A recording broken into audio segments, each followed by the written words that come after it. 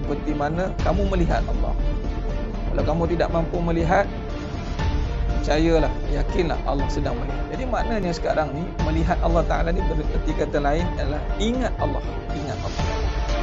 Dan ingat Allah ni lah menjadi agenda kita sekarang. Kita nak ingat Allah. Alangkah malangnya hari ini Allah kata dalam surah Sajadah ayat 9, hakikatnya qalilan ma tashkurun, sedikit sangatnya ingat Allah. Summa sawwahu wa nafakha fihi min ruh ja'alakumus sam'a wal absara wal afidah qalilan ma tashkurun. Allah tiupkan roh dan jasad kita, di dalam jasad kita ni Allah bagi penglihatan, Allah bagi pendengaran, tapi sedikitlah yang syukur. Ini ingat Allah, syukur ni ada Allah. Kalau mula pun dah tak betul, agak-agak ujung-ujung memang kita boleh betulkan di pertengahannya, tapi kita bimbang tak betul di pertengahannya, perlukan kehancuran. Bimbang diingatkan dengan cara peringatan melalui ujian yang menyakitkan. Duit ni dunia. Bila dunia, sifat dia tinggal, sifat dia tipu, sifat dia fitnah.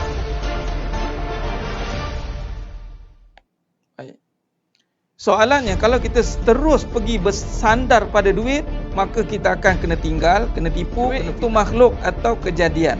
Bila kejadian, ada tak cara melihat makhluk? Ada tak Allah ajar cara melihat? Kan kita sekarang tengah belajar cara melihat, tidak? Jangan tengok duit. Kalau siapa tengok duit, jadi mata di kaedah yang Allah ajar melalui kaedah Tariq Nubuwah. Qra bismi Rabb bikallazi khalaqa. Bacalah bismi Rabb, bismi Rabb bikallazi khalaqa. Nah, cuba tengok ni sedang jemaah mata Allah SWT. Cuba tengok, perhati baik-baik. Cuba tengok. Pertama, kedua, ketiga. Bacalah dengan nama. Dengan nama siapa? Rabb. Nama siapa? Nama yang menjadikan duit. Duit tu kejadian tidak? Ya. Sekarang ni duit kita dah ada nama. Sekarang ni bila kita baca dengan nama yang menjadikan duit, Nabi kata bermula dengan bismillah, dengan nama Allah.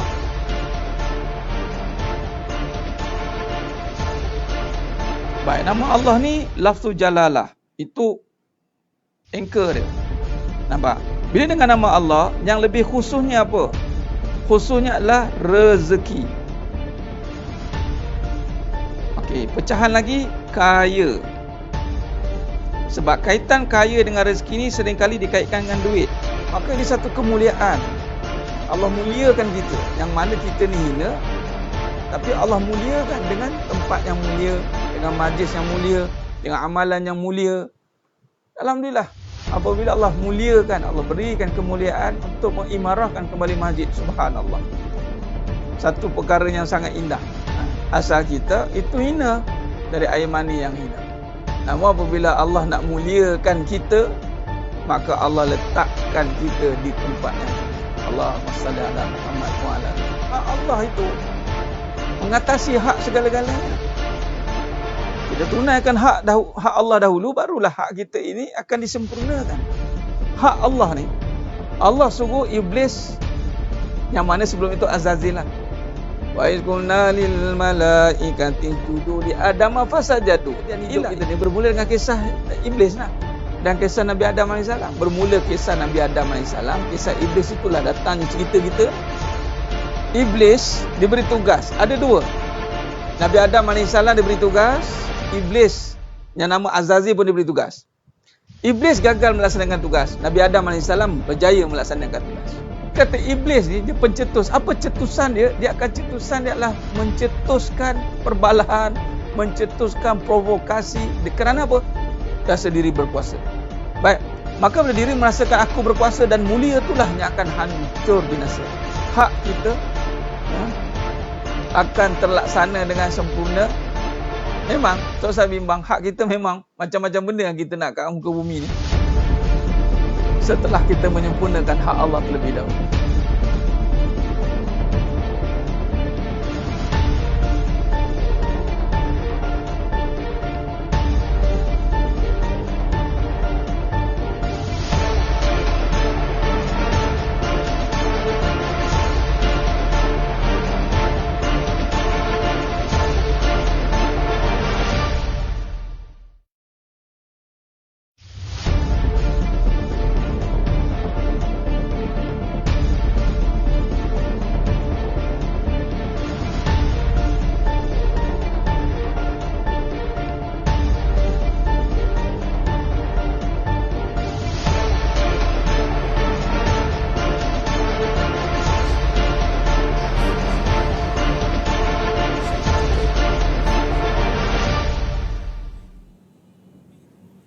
Assalamualaikum warahmatullahi wabarakatuh.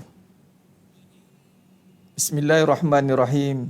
Innal hamdalillah nahmaduhu wa nasta'inuhu wa nastaghfiruh wa na'udzu billahi min syururi anfusina wa min sayyiati a'malina. May yahdihillahu fala mudhillalah wa may yudlil fala hadiyalah. Asyhadu an la ilaha illallah wahdahu la syarikalah wa ashhadu anna Muhammadan abduhu wa rasuluh. Allahumma salli ala Muhammad wa ala ali Muhammad. Rabbi yassir wa la tu'assir, Rabbi tammim bil khair. Rabbi shrah li sadri wa yassir li amri wahlul 'uqdatam min lisani yafqahu qawli. Allahumma iftah alaina hikmataka wanshur alaina min khazaini rahmatika ya arhamar rahimin. Al-Malikul Quddusus Salamul Mu'minul Muhaiminul Azizul Jabbarul Mutakabbir. Subhanallahi amma yusyrikun. Huwallahul Khaliqul Bari'ul Musawwiru lahul asma'ul husna. Yusabbihu lahu ma fis samawati wal ardh wa huwal azizul hakim. Wala hawla wala quwwata illa billahil aliyyil azim. Wala manja minallah illa ilaih. Amma ba'du. Sidang jemaah yang dimuliakan, yang dirahmati Allah Subhanahu wa taala. Mudah-mudahan kita semua tergolong dalam golongan hamba-hambanya yang benar-benar bersyukur. Alhamdulillah, ketemu lagi kita pada malam yang penuh barakah ini, Yaumul Jumu'ah Sayyidul Ayyam, penghulu bagi segala hari. Mudah-mudahan keberkatan pada malam Jumaat, malam yang penuh barakah ini, kita dapat bersama-sama nikmatinya, dapat tempiasnya pada kita semua yang menonton dan yang bersama-sama dengan siri kuliah pengajian online Hakikat Kehidupan ini, insya-Allah. Untuk memberkati lagi majlis kita, majlis ilmu kita pada malam ini, insya-Allah, marilah kita sama-sama membaca Ummul Kitab Al-Fatihah. A'udzu billahi minasyaitonir rajim. Bismillahirrahmanirrahim. Alhamdulillahi Rabbil Alamin. Ar-Rahmanir Rahim. Maliki Yawmiddin. Iyyaka na'budu wa iyyaka nasta'in. Ihdinas siratal mustaqim. Siratal ladzina an'amta 'alaihim ghairil maghdubi 'alaihim waladdallin.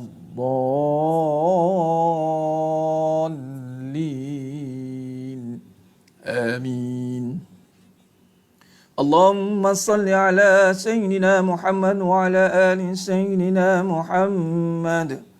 Allahumma salli ala sayyidina Muhammad wa ala ali sayyidina Muhammad. Allahumma salli ala sayyidina Muhammad wa ala ali sayyidina Muhammad. Allahumma salli salatan kamilatan wa sallim salaman tamman ala sayyidina Muhammad. الذي تنحل بالعقد وتنفر بالقرب وتقضى بالحوائج وتنال بالغرائب وحسن الخواتم ويستلقى الغمام بوجهه الكريم وعلى آله وصحبه في كل لمحة ونفس بعدد كل معلوم لك برحمتك يا أرحم الراحمين. اللهم صل على نور الأنوار وسر الأسرار وترياك الأغيار ومفتاح الباب اليسار سيدنا ومولانا محمد المختار وآله الأطهر وأصحاب الأخيار عدد نعم الله وإفضاله. Ya Allah, Ya Allah, Ya Allah, Ya Rahman, Ya Rahim, Ya Hayyu, Ya Qayyum, birahmatin astaghith. Ya Allah, kurniakanlah ma'rifatmu, Ya Allah, kurniakanlah basirahmu, Ya Allah. Pimpinlah kami, Ya Allah, pimpinlah kami, Ya Allah, dengan cahayamu, Ya Allah. Amin, Ya Rabbal Alamin. Alhamdulillah, Alhamdulillah. Summa Alhamdulillah ala kulli ni'mah. Alhamdulillah. Sidang jemaah yang rahmati Allah Subhanahu wa taala, alhamdulillah Mudah-mudahan kita semua berada dalam nikmat Allah, nikmat yang besar, yakni iman, amal dan ketaatan. Kita bersama-sama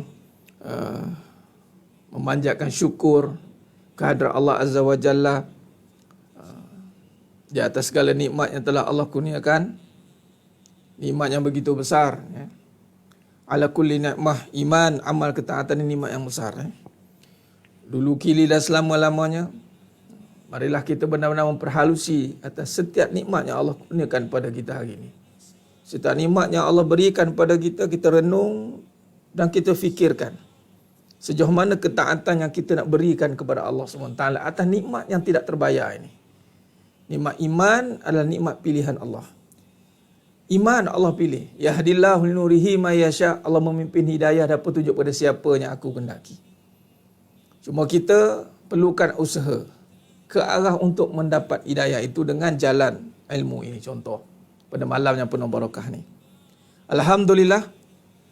Waalaikumsalam warahmatullahi wabarakatuh. Kepada semua yang memberi salam, insya-Allah.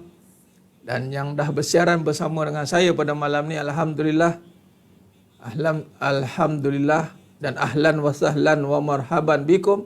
Kepada semua yang baru mengikuti pengajian online Hakikat Kehidupan ini, alhamdulillah. Dan yang dah lama dah istiqamah, syabas dan tahniah.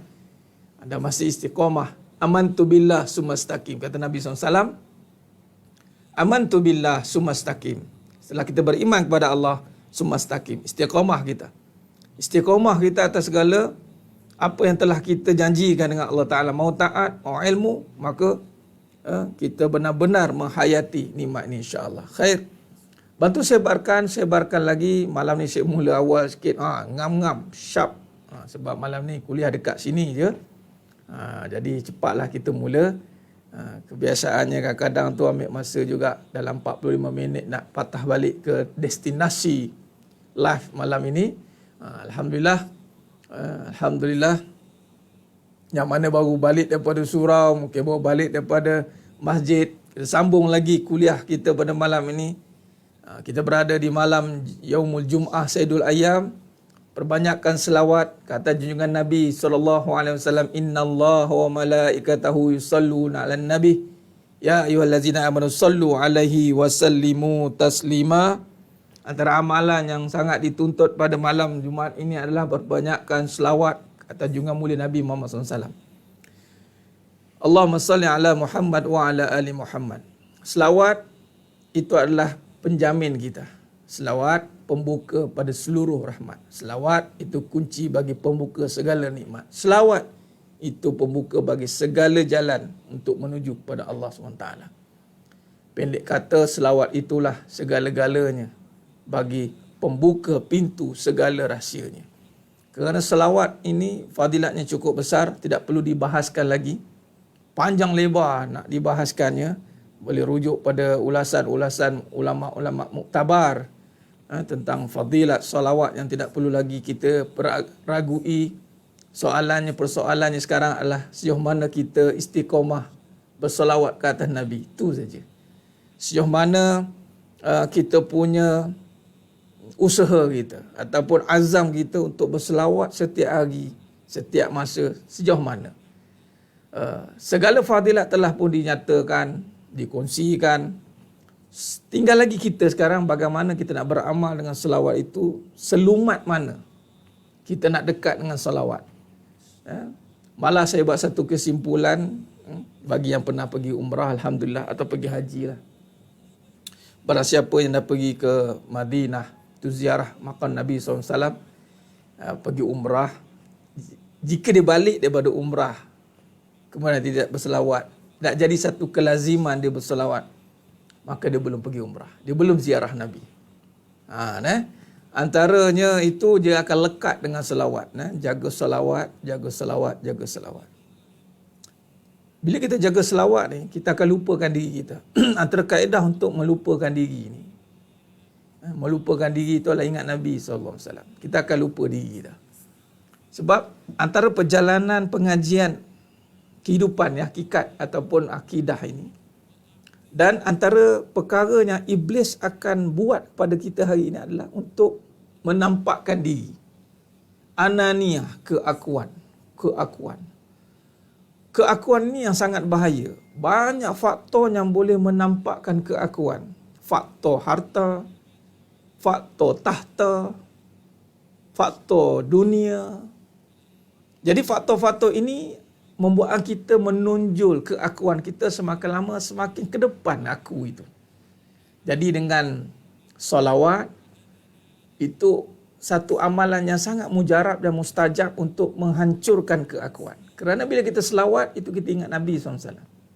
Kalau tidak kerana Nabi SAW maka kita tidak akan mampu bermakrifat pun. Kalau tidak kerana Nabi SAW tak mampu pun kita nak bersolat pun. Kalau tidak kerana Nabi SAW, tak mampu pun kita nak sedekah. Kalau tidak kerana Nabi SAW, kita takkan mampu buat apa sahaja amalan pun. Jadi bila kita salawat, kita ingat Nabi. Bila ingat Nabi, lupa diri. Itu kata, boleh juga jadi sebagai satu tarik. Man arafa nafsah kan, faqad arafa rabbah. Man arafa rabbah fasada jasada. Siapa yang mengenal diri, maka akan mengenal Allah. Siapa mengenal Allah, binasalah jasadnya. Maka jalannya juga itu mengenal kekasih Allah. Mengenal kekasih Allah kan. Mengenal kekasih Allah itulah Nabi SAW itu bermaksud. Bila kita sebut Nabi SAW, Allahumma salli ala Muhammad wa ala ali Muhammad.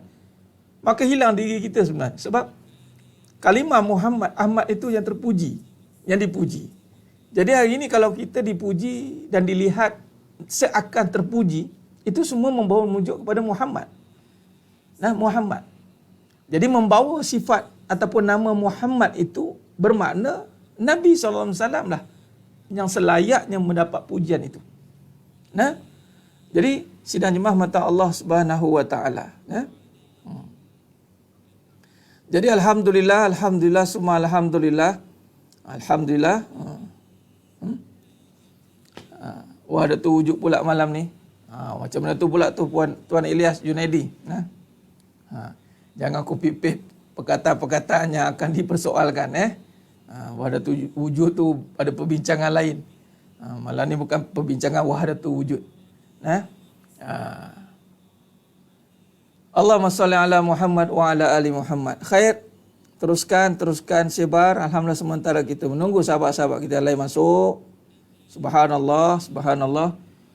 Puan Cik Sabariah Nanasan, semalam saya sakit gigi, saya amalkan yang Ustaz ajar semalam. Alhamdulillah beransur baik. Subhanallah. Barakallahu fikum. Azza min fadli Rabbi. Subhanallah. Subhanallah. Benar. Saya rasa terkesan bila cuba sampaikan ilmu kebenaran. Saya dikatakan ikut ilmu sesat. Macam mana nak kuatkan hati supaya tak terkesan kata-kata mereka? Menunjuk jalan itu, pastikan orang yang nak ditunjuk jalan itu tahu nak jalan ke mana. Puan Fazila, tahu nak dia jalan ke mana. Kena pasti dulu kategori orang. Jangan kita berkata, ya memang kita nak sampaikan kebenaran. Sebab apa dia boleh kata sesat? Kerana dia duduk dalam perspektif yang berbeza. Itu yang dia kata sesat. Contoh, sudah pasti perbincangannya mesti untuk uruskan dunia ni. Betul tidak, Puan Fazila? Bila kata uruskan dunia itu dengan Allah, jadi memanglah dia katakan sesat. Dunia itu dengan dunia lah, mana boleh dengan Allah? Allah lah katanya. Kamu ni sesat ni Fazila. Belajar mana kamu ni? Sebab dia tidak duduk dengan Allah lagi. Maksudnya bukanlah kita hukum dia, tidak. Jangan sesekali kita bila nak menyebarkan kebenaran, jangan kita meletakkan hukuman pada orang. Malah saya sarankan di sini, sidang jemaah mata Allah SWT. Malah kita dah sampai ke tajuk yang akhir. Malam ni tajuk akhir tapi belum habis lagi ya. Kupasan tajuk akhir ni pun panjang. Puan Fazila, ini tajuk pada fasa tabligh, menyampaikan. Bila kita menyampaikan, itu sudah pasti ada cabaran. Benda yang nak disampaikan sudah pasti ada tentangan. Kerana perkara yang disampaikan belum tentu apa yang orang nak kita sampaikan. Contoh saya nak sampaikan bahawa kita semua balik kepada Allah, ada masalah balik pada Allah. Orang yang nak dengar, mungkin dia tak nak Allah, dia nak duit. Allah ni lain cerita lah. Itu maksudnya. Jadi bila kita nak menyampaikan kebenaran, itu kita dulu kena benar dulu. Benar untuk memahami keadaan. Kita kena faham. Orang ni sedang berada dalam situasi apa? Orang ni sedang berada dalam situasi bagaimana? Nampak? Sebab tu sebelum kita nak masuk ke lapangan, dia panggil pejuang kebenaran, kita kena benar dulu dalam menyampaikan. Itu maksud dia. Nah, jadi terkesan dengan kata-kata itu bermaksud kita kena kuatkan lagi kefahaman kita. Sebab orang yang menyampaikan kebenaran tidak perlu lagi terkesan dengan kata-kata kebatilan. Nah, dah faham Fazilah? Jadi terkesan lagi sebab dikatakan sesat. Kalau kita terkesan, mana kita pun tak tahu aku ni sesat ke tidak. Itu maksud dia. Nah, nak buat apa kalau terkesan orang kata sesat? Kalau kita tahu, kita tidak. Melainkan, ya ke? Tu kan. Iblis pun datang lah. Tahu tak apa. Kau ingat kau hebat sangat nak sampaikan kebenaran. Kan kalau orang dah kata kau sesat. Saya ni dah macam-macam dah orang kata. Hadap je lah. Kan? Yang penting, dari segi autoriti, kita pun support lah. Supporting detail dari segi authorize-nya. Itu perkara-perkara yang perlukan hujah yang panjang lebar sebenarnya. Tapi kesimpulannya Puan Fazilah, kebenaran berhadapan dengan kebatilan. Ingat, kebenaran sudah pasti berhadapan dengan kebatilan. Bila kebatilan itu berhadapan dengan kita, adakah kita bersedia untuk berhadapan dengan batil? Itu saja soalan dia. Batil ni maknanya apa yang sampai pada kita itu pun batil lah. Adakah kita bersedia untuk menerimanya? Dan persoalannya di sini adalah bagaimana kita nak berhadapan dengan situasi yang bertentangan. Itu saja. Malam dan siang itu pasti berlaku. Yang mana kuat, dia akan menguasai. Makin kuat cahaya matahari, hilanglah gelap tu. Tapi kalau gelap tu lebih kuat daripada cahaya, maka gelaplah yang menguasainya.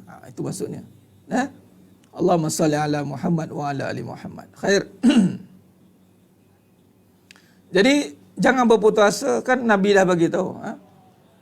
Kan Nabi dah bagi tahu. Kulil haq walau kana murran. Berkata benar walaupun pahit. Memang. Ya. Ya Puan Ramlah Ahmad. Kita tidak cemburu. Sabar. Baik. Jadi benar tak ramai sanggup terima, merhati kita pimpin. Ada yang suruh cikgu guru yang slow sikit. Tak apalah. Ni masing-masing punya pilihan kan. Kalau nak slow pun boleh, tak ada masalah. Nak slow motion pun boleh. Tak ada masalah. Kita tidak paksa. Ada yang suruh cikgu guru slow sikit. Ustaz hari ni keras sangat, saya senyum je. Tak apalah. Dia ni, macam ni lah saya nak tanya.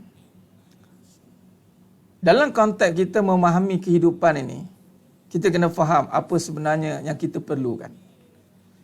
Sekarang ni kita nak keluar daripada masalah ke nak duduk dalam masalah?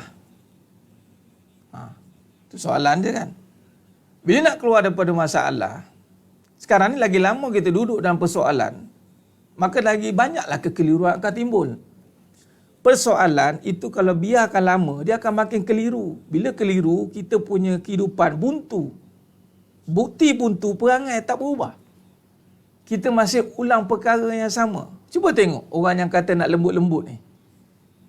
Sebab dia tak tahu dia berurusan dengan apa.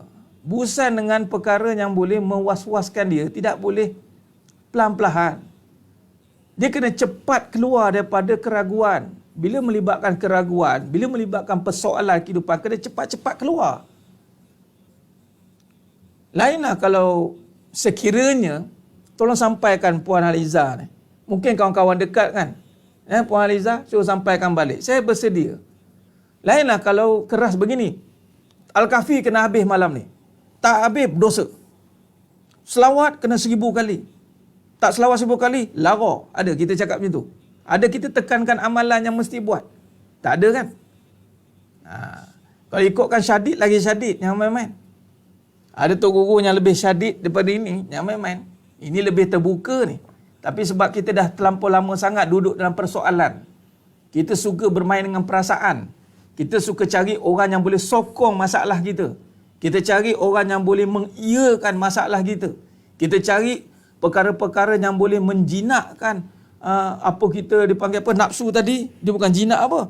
Dia nak biar nafsu itu sama dengan dia. Ini sama geng ni. Orang sama geng. Kau apa? Kau risau. Aku pun risau. Betul lah tu. Kita memang risau. Adat lah tu risau. Nampak? Kena hakikat. Kata jangan risau. Jangan sedih. Itu. Makna kata di sini. Nak bagi tahu. Kita menyampaikan kaedah bagaimana iman itu sebenarnya. Siddiq ini berbicara tentang iman. Rupanya kita tidak berbincang tentang iman. Kita berbincang tentang perasaan saja. Kita bukan suruh beramal beria-ia. Itu baru keras. Syadid ini amalan tu. Syap. Bau syadid. Ini amalan okey lagi. Main-main lagi saya tengok. Ya tak ya pun. Kejap ya, kejap tidak. Kejap saya down start. Mana? Kalau ikutkan lagi syadid sebenarnya. Syadid ni, keras ni, kita akan tengok pada amalan. Nah, sebab tu dalam hakikat orang tanya, Ustaz, ada tak amalan-amalan tu? Saya tak bagi. Saya tahu nanti kalau buat dia akan jadi keras. Dia akan jadi berat nanti. Sebab ada amalan-amalan sebenarnya kalau kena buat. Macam kalau ikut tarik-tarik tertentu kan. Amalan zikir-zikir tertentu. Lagi berat. Setiap malam kena habiskan 50,000 kali istighfar. Boleh? 70,000 kali istighfar. Syadid. Tak habis, tak selesai, tak kira. Nampak? Nampak? Jadi sebenarnya mata Allah SWT, orang beriman dia tak kira. Yang slow pun kadang-kadang marah, yang tegas pun marah. Sebenarnya tak nak sebenarnya. Talib bil ilmi ni, orang yang jihad. Kalau benar dia nak berubah, dia tahu sebenarnya dia nak.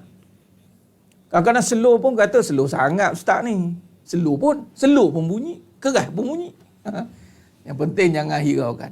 Perkara-perkara begitu dah. Baik. Kita ni dah terlampau bagi muka dengan perasaan. Sebab tu dalam pengayaan hakikat kehidupan, kenapa orang nampak tegas, sentak? Sebab inilah perbincangan iman. Iman ni dia straightforward.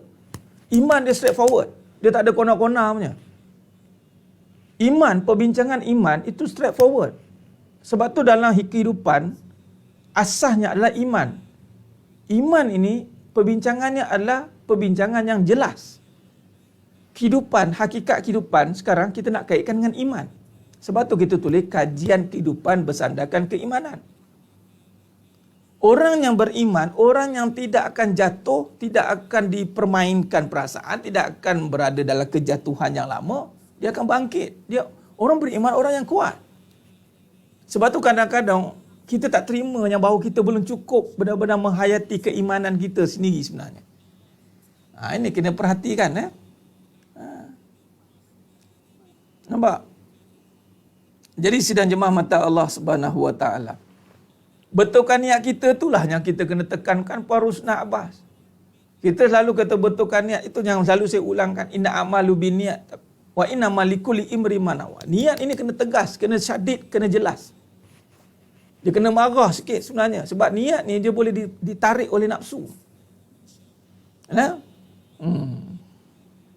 Allahumma salli ala Muhammad wa ala ali Muhammad. Umur 7 tahun contoh solat. Kita boleh ingatkan. Umur 10 tahun Nabi kata boleh pukul. Kalau umur 40 tahun tak solat, nak buat apa? Agak-agak dia. Bukan pukul ustaz, baling periuk. Memanglah. Kadang ada orang kata dengan hikmah lah, lemah lembut. Dia hikmah ni bukan lemah lembut. Hikmah ni kita meletakkan ikut keadaan itu, situasi yang mana. Kalau perbincangan itu syadid, perbincangan itu melibatkan akidah, dia tak boleh buat main. Kehidupan ni melibatkan apa ni? Ragu-ragu ni, resah, masalah ni melibatkan apa? Iman kan? Akidah kan? Bila melibatkan iman, melibatkan akidah, janganlah main-main. Banyak benda lagi kita boleh main-main. Tapi kalau perbincangan nak keluar daripada resah, ustaz saya ada masalah ustaz, macam mana saya nak keluar daripada resah, takkan kita nak slow lagi. Malah keresahan itu akan menyebabkan keraguan. Saya nak bagi tahu orang yang berhadapan dengan masalah, saya nak bagi tahu. Masalah ni Kalau tidak diselesaikan, dia akan membuatkan kita was-was.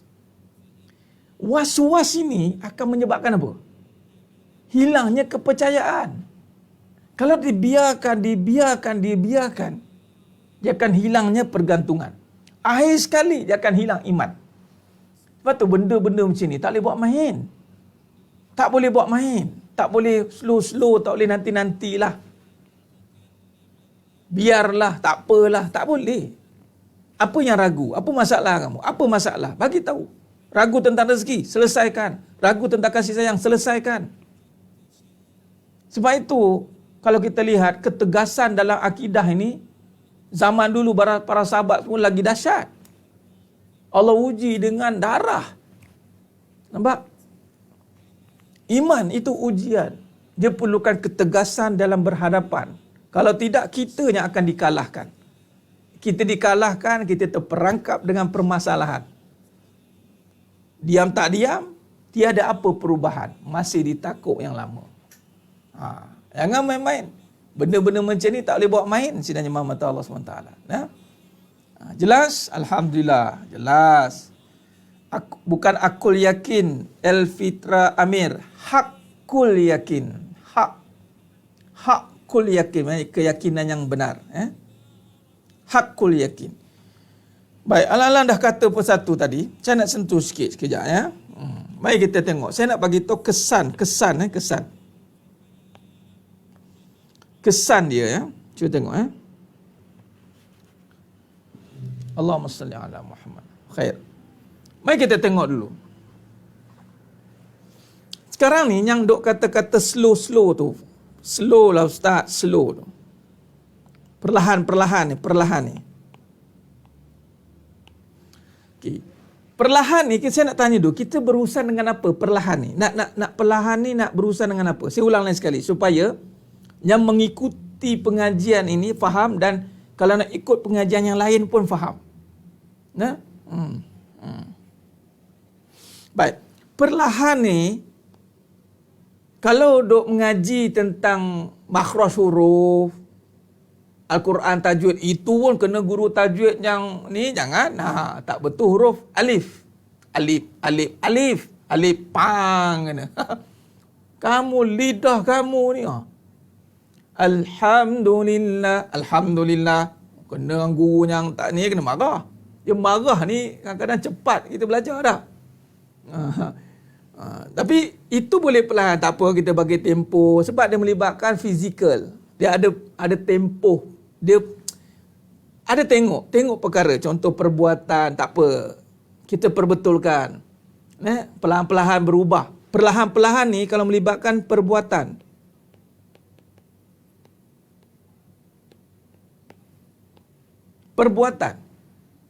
Boleh kita tak apa, kita bagi peluang. Sebab tu 7 tahun, 10 tahun, kita tengok. Baca Quran pandai tidak? Ada tanya, Ustaz tak pandai baca? Tak apa, mulakan. Masuk Islam, tak pandai lagi baca Al-Fatihah? Tak apa. Malah dalam hadis ada kata, Subhanallah, Alhamdulillah, Allahu Akbar, boleh diganti. Nampak tidak? Tapi, nak dia tengokkan, kita sedang berurusan dengan apa ni? Keyakinan. Kalau melibatkan keyakinan, dia tak boleh perlahan. Sama ada yes or no. Itu saja. Sekarang ni, kenapa dia melibatkan keyakinan, Ustaz? Sebab keyakinan sekarang setiap yang berlaku, yang orang datang ataupun kita sendiri berhadapan dengan permasalahan, persoalan.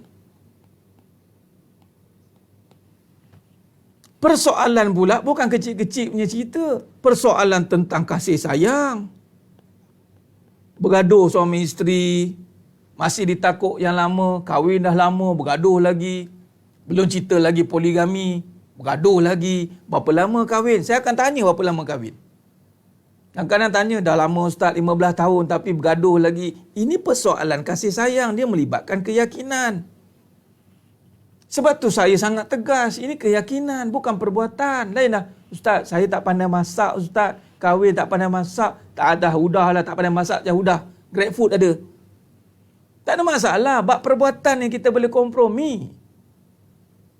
Tak ada nak perfect ya. Ustaz, saya tak pandai layan suami saya lagi Ustaz. Cokodok tak pandai buat apam, jadi bom dia jadi ni. Buat, meletup je kuih tu Ustaz. Ingatkan jadi kuih bom, meletup je kerja dia. Tak payahlah masak kalau meletup je kerja. Tak payah masak. Tak apa. Bab perbuatan tak apa. Kita ada kemaafan. Tapi sekarang ni, soalan dia apa dia? Suami saya sayang saya tak? Allah sayang tak? Oh, soalan kadang-kadang.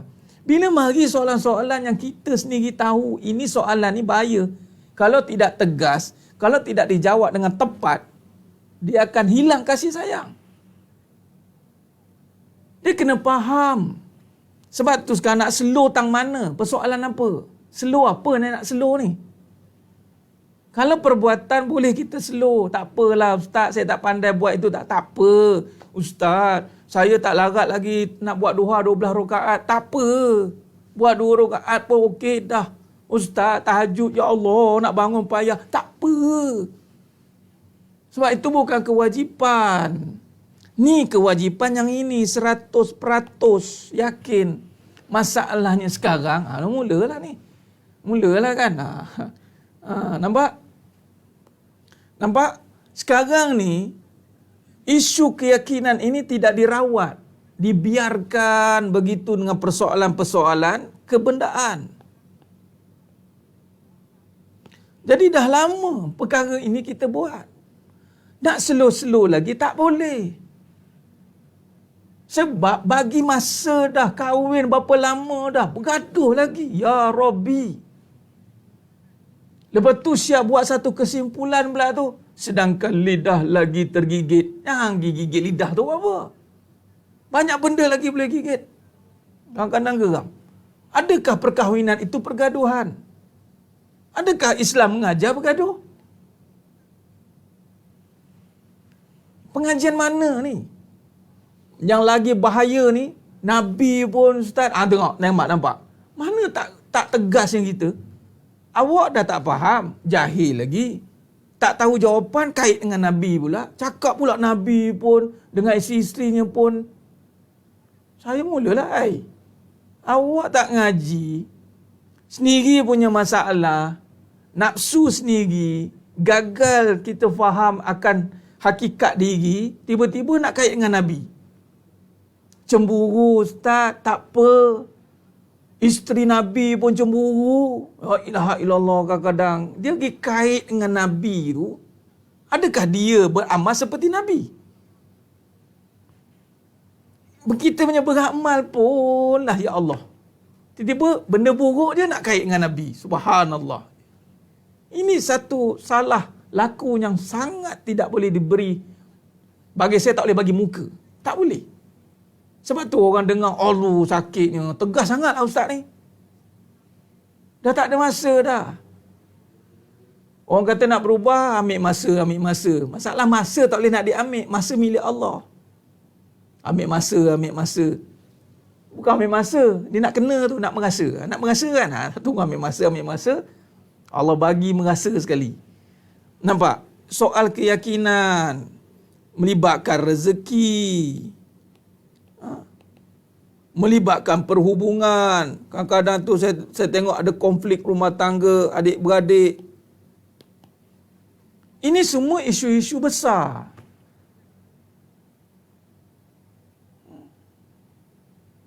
Allahumma salli ala Muhammad wa ala ali Muhammad. Asal nak betulkan nafsu saja, mengiyakan kait dengan Nabi. Pergunakan Nabi untuk backup diri. Bukan backup Nabi. Patut backup Nabi. Ni ambil Nabi, backup dia. Backup benda yang salah pula tu. Jangan. Allahumma salli ala Muhammad wa ala ali Muhammad. Tak ada masa. Masa memang tak ada Ustaz. Tak ada masa Ustaz saya nak berdoa. Tak ada. Sebab apa? Masa bukan pada kita. Masa pada Allah. Kenapa kita kata, tak apalah. Jangan main-main. Sekarang ni sebab apa? Kena faham ya. Lain sekali. Kena faham ya. Bila kata kenapa tak boleh perlahan-perlahan. Cuba tengok isu apa. Adakah dia melibatkan perbuatan ataupun melibatkan keyakinan? Isunya melibatkan keyakinan. Kalau melibatkan keyakinan, macam mana nak tahu isu keyakinan ke tidak? Tengok apa isu dia. Isu rumah tangga. Dia dah mula slow. Isu rezeki. Sampai bila ustaz nak macam ni, ustaz saya. Dia mula ada. Nampak?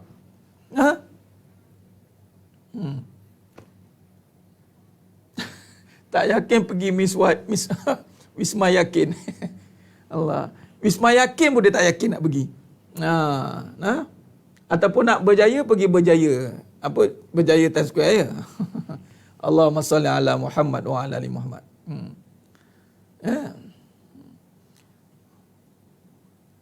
Jadi sekarang ni nak bagi tahu dulu, kita ni tegas tang mana.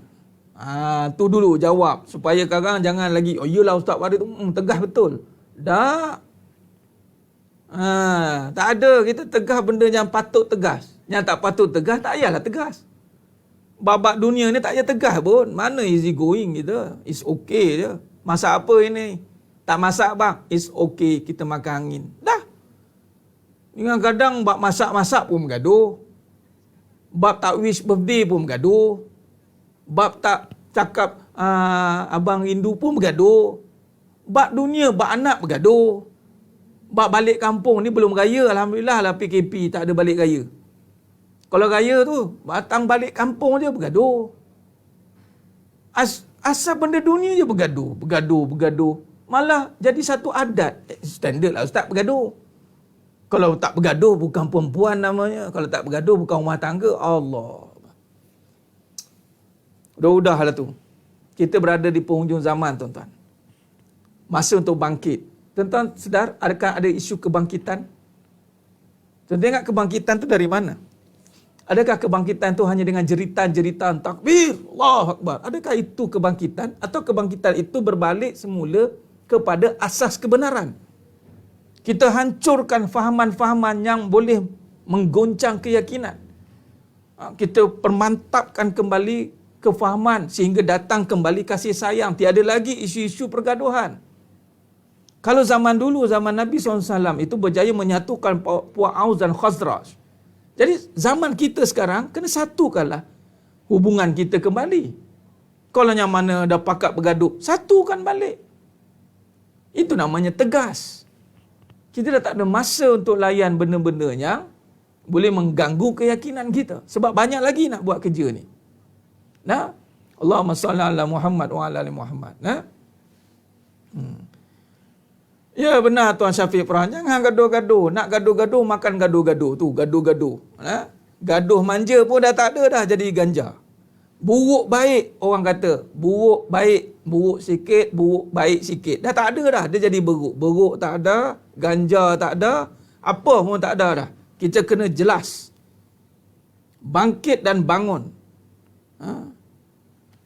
Ini kadang bab perasaan, contoh sambung. Okey, sambung bab cemburu. Nampak? Cemburu ni dalam satu hadis, mafhum hadis, saya tak bawa matan hadis tu malam ni. Saya lupa nak ambil tu sebab saya tak hafal matan hadis tu, panjang. Nanti saya bawa. Cemburu ni dia bukan perkataan cemburu, dia perkataan dia ada iri. Iri ni termasuk pada sifat mazmumah. Cuma Nabi kata dibenarkan pada dua saja keadaan. Pertama, ilmu, mengamalkan ilmu, amalkan ilmu. Kita cemburu dengan ilmu yang orang mengamalkan ilmunya. Yang kedua, harta, infakkan ke jalannya. Baik, sekarang ni cemburu manusia ini ataupun kata perempuan yang dikaitkan dengan perempuan, cemburu dekat mana? Adakah cemburu kerana ilmu atau cemburu kerana orang menginfakkan harta? Tak, cemburu suami kahwin lagi. Dah nampak? Cemburu itu asas apa nak? Tengok pula kesan cemburu ni, apa asasnya? Dari mana asas cemburu? Dari nafsu atau dari kolbu? Dari nafsu Ustaz. Dari nafsu. Kalau nafsu, kena tundukkanlah cemburu tu. Tundukkan cemburu kerana ilmu, Tundukkan cemburu kerana infak. Khalas, titik. Jangan ikutkan cemburu. Dan ahli syurga tak ada cemburu. Macam mana Ustaz ahli syurga tak ada cemburu? Allah cabut cemburu tu. Allah bersihkan nanti. Habis Ustaz yang Sayyidah Aisyah radhiyallahu anha itu, Sayyidatina Aisyah radhiyallahu anha itu cemburu. Cemburunya Sayyidatina Aisyah radhiyallahu anha itu waktu itu. Tak ada melarat-larat. Tak ada merosakkan pun. Dan cemburunya pada ilmu, pada harta yang pada Sayyidatina Khadijah radhiyallahu anha. Tu je. Dan juga ada lagi cerita-cerita lain, tapi saya nak bagi tahu kalau nak kaitkan dengan ummahatil mukminin, pastikan ianya adalah ciri-ciri ahli syurga. Jadi tak boleh lah. Jadi takkan kita nak bagi lagi kredit dekat cemburu ni, salah. Tak boleh, dia sifat mazmumah.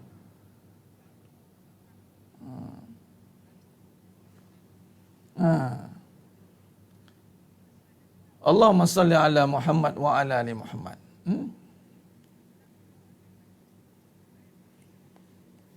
Jadi sudah jemaah mata Allah SWT. Jadi cemburu ini hanya satu perasaan yang dimainkan. Perasaan yang dimainkan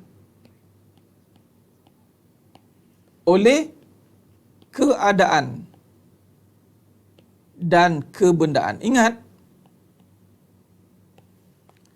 innallaha la yanzuru ila suwarikum wa amwalikum. Suwarikum wa amwalikum. Suwarikum wa amwalikum.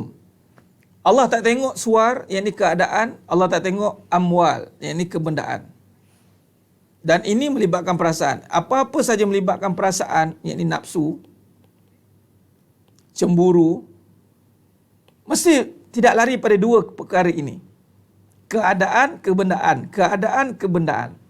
Dan malah cemburu yang menuruti nafsu, cemburu itu akan membuatkan sifat dia terburu-buru. Ajilah, terburu-buru. Terburu-buru, ceraikan saya. Saya cemburu dengan abang, ceraikan saya. Nampak? Terburu-buru buat keputusan. Abang ni memang dah tak sayang saya. Dia jadi sifat yang gelojoh. Ajilah, dia nak segera. Jadi ini sifat yang buruk. Kenapa nak bagi muka lagi?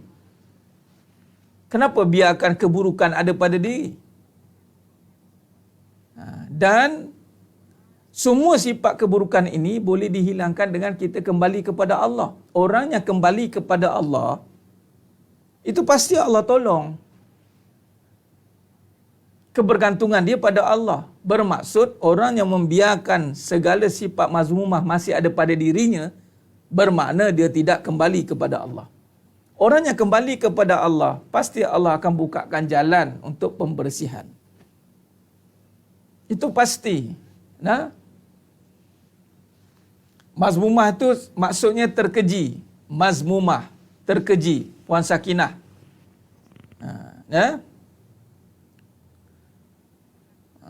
Terkeji. Mahmudah, lawan kepada mazmumah, mahmudah, sifat terpuji.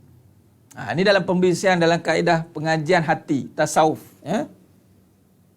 Baik. Jadi sedang jemaah mata Allah SWT, dalam konteks kehidupan ini, cemburu, ya Tuan Raja Sarizat, itu jemaah pun dah insaf dah, Puan Raja Sarizat. Jemaah pun dah insaf dah sekarang. Dia tak ada cembulu-bulu dah. Tak ada dah. Baik. Jadi apa saja yang pergi kepada terburu-buru, ajilah, itu kata Allah Ta'ala dalam Al-Quran, itu ajilah kana syayatin, itu daripada syaitan, ajilah. Jadi cemburu membuatkan dia terburu-buru, dan itu sifat iblis. Jadi di mana? Di mana asas cemburu ini? Adakah dia sifat baik? Tak. Tapi kalau pergi kepada ilmu dan amal, you silakan. Tapi kebanyakannya tidak guna cemburu pada ilmu dan pada amal. Kebanyakannya pada kebendaan dan keadaan. Abang lebihkan mak je. Saya ni siapa? Saya ni isteri abang juga tau. Dia mula nak buat perkara mazmumah tu. Abang nak lebihkan mak. Saya ni isteri abang juga tau. Abang kena ingat susah pun saya tahu. Dia mula. Sebab keadaan, dia wujudkan keadaan itu. Syaitan pun masuklah. Betul tu mah. Betul tu mah. Sekarang ni betul tu. Dia mula ikutkan sangkaan surah Al-An'am ayat 116. Kalau dituruti segala sangkaan manusia atas muka bumi ini, dia percaya dia akan membawa kamu jauh daripada Allah. Sangkaan lah. Betul tu mah. Betul tu mah. Suami kamu tu tak sayang dengan kamu tu. Tengok keadaan. Tengok dia lebihkan mak dia. Betul tu mah. Tu. Iblis pun masuklah. Allazi waswisu fi. Ya tak ya lah. Nampak? Tengok tu. Dia lupa anniversary kamu tu. Dia tak suka dah kamu tu. Nampak? Dia mainkan keadaan. Nampak tidak? Dia mainkan kebendaan. Keadaan tengok sekarang. Tengok. Dulu rajin mesej cakap rindu. Sekarang dah tak ada dah. Dia tak rindu kamu tu katanya. Datang cemburu, iri, dengki. Ni dah mula ada yang lain ni. Nampak? Lepas tu, percaya pula tu. Ni insting orang perempuan ni betul ni. Betul ni. Tengok berlaku. Nampak? Benda-benda macam ni. Tengok asas bermula tu apa. Kalau asas itu dari nafsu, janganlah ikut. Tundukkan. Kalau dari kolbu, itu tenang. Tenang. Nampak tidak? Allahumma salli ala Muhammad wa ala ali Muhammad. Jadi sidang jemaah yang rahmati Allah Subhanahu Wa Taala. Jadi kalau kita lihat kembali kepada perbahasan kita ini, berbalik kepada tadi mana persoalan awal tadi tu, ketegasan. Alhamdulillah, amin ya rabbal alamin. Puan Kamaria Jasman, alhamdulillah. Sudah share ke belum tu Puan Kamaria? Alhamdulillah, share. Alhamdulillah. Ini perbincangan hati, kita tak pergi pada perasaan. Perasaan kita tundukkan terus. Perasaan kita tundukkan terus. 7 hari mencintaimu, tak payah 7 hari, dah bagi sehari dia masuklah, kita kapankan terus. Memang tu cerita, ya Allah. Pelik-pelik cerita. Kadang-kadang sangkaan itu meyakinkan. Dia tidak meyakinkan. Keyakinan itu duduk di hati. Sangkaan itu bukan meyakinkan. Sangkaan itu menyebabkan kita hanya membetulkan saja. Yakin, beza ya. Yakin kerja hati. Sangkaan fikiran. Tengok keadaan. Bila sangkaan, tengok keadaan. Jadi pula seperti apa yang disangkakan. Kan aku kata betul dah. Percaya. Dia bukan yakin. Boleh jadi itu ujian, Allah nak uji sangkaan kita. Aku tengok suami ni mesti ada ni, mesti ada, tengok ada. Nampak kan? Nampak diri, dia tak nampak Allah. Setiap sangkaan itu nampak diri, bukan nampak Allah. Kalau nampak Allah itu yakin. Dia nampak diri, setiap sangkaan dia nampak diri dia macam makam wali terus lah. Bang, jangan main-main Orang perempuan ni bang, sangkaan kuat tau. Kita orang ada six sense ni. Nampak diri terus. Bila jadi, lagi bertambah-tambah diri dia nampak. Maka itu batil. Patutnya nampak Allah. Bila nampak Allah, apa jadi?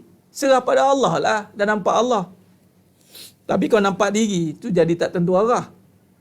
Dia jadi, mula-mula resah. Syaitan pun masuk campur. Nampak? Jadi jangan ikutkan keadaan. Kalau sangkaan ni pada keadaan, jangan ikutkan keadaan itu. Kalau susah, jangan ikut susah. Kan kita dah sentuh. Kalau susah, jangan ikut susah. Jangan ikutkan keadaan. Kalau suami itu buat tak tahu dia apa ke, jangan ikutkan keadaan suami itu.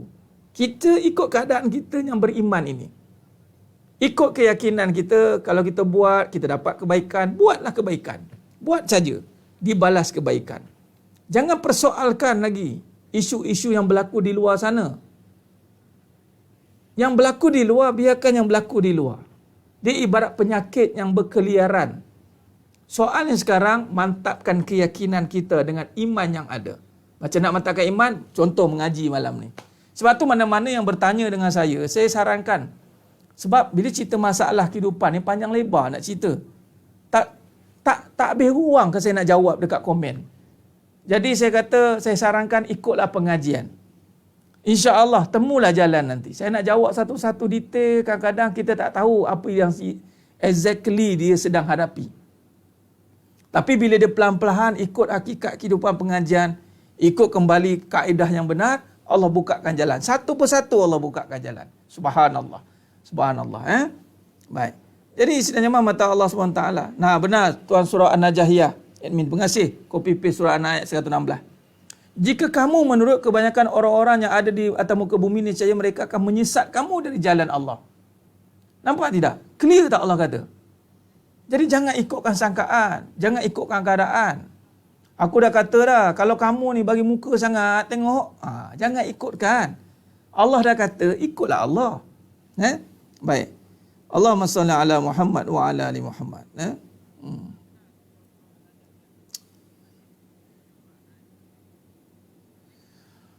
Allahu Akbar, walillahil hamd. Baik. Cumanya perasaan ni menyeronokkan. Perasaan ni seronok. Perasaan seronok. Kebenaran ni menyakitkan. Kebenaran ni sifat dia pahit. Kebenaran sifatnya pahit.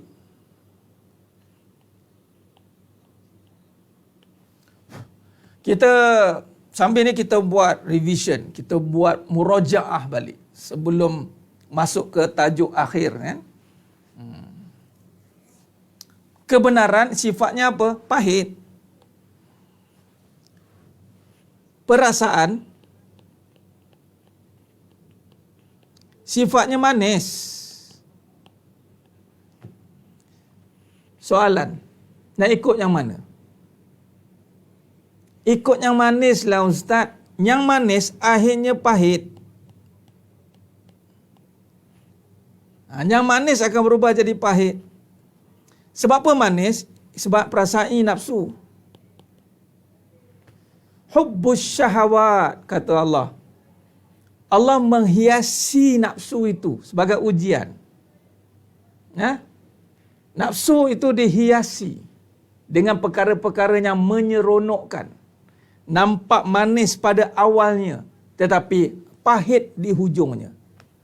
Sebab tu orang yang mengikutkan perasaan ataupun dia panggil emosi, perasaan ni dia bermainkan dengan belayan keadaan, kebendaan. Dia ikutkan keadaan, dia ikutkan kebendaan. Ini sedangkan Nabi dah kata dah, Allah tak tengok keadaan, Allah tak tengok kebendaan. Innallaha la yanzuru ila suwarikum wa amwalikum. Tapi dia ikut juga keadaan, dia ikut kebendaan. Apa yang nak dibagi, apa keadaan yang tak suka, kita turuti. Kita ikutkan keadaan, ikutkan kebendaan. Apa keadaan nak, kita ikut. Apa kebendaan nak, kita ikut. Akhirnya dia akan jadi pahit. Sebab tu jangan terkejut akan ada orang kata, saya dah habis macam-macam Ustaz. Saya dah habis macam-macam dah. Tapi dia tetap tak sayang saya. Sebab kita layan dia dengan perasaan yang mana kita berikan dia kebendaan dan keadaan. Kebendaan, keadaan. Bermain dengan kata-kata pujangga. Bermain dengan benda-benda yang boleh diberikan. Bagilah benda-benda yang boleh mainkan emosi, nafsu. Dan benda ni akan berubah jadi pahit. Tapi kalau kebenaran, dia bermulanya pahit. Tapi dia akan berakhir dengan manis. Dia terbalik. Bermula memang pahit. Tapi berakhir dengan manis, sihat. Kebenaran, dia tidak melibatkan keadaan, tidak melibatkan kebenaran. Kebenaran, dia melibatkan kepada apa? Cerita tentang kekuasaan. Itu je.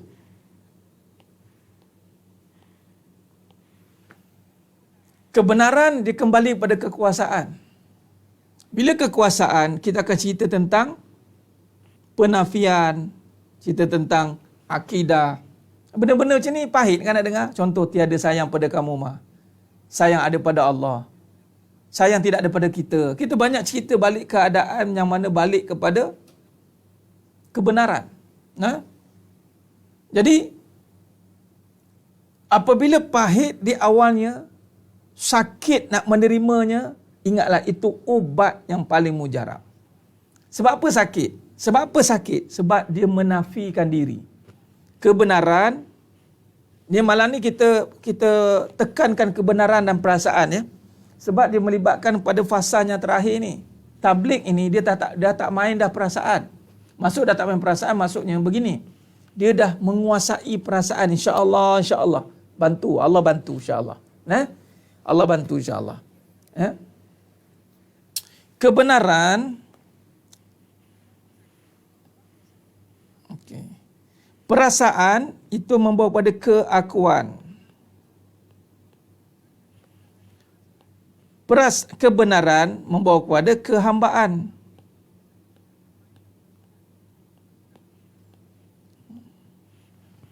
Sebab apa kehambaan? Sebab begini. Mari kita lihat kebenaran. Apa sifatnya? Bila kata kebenaran,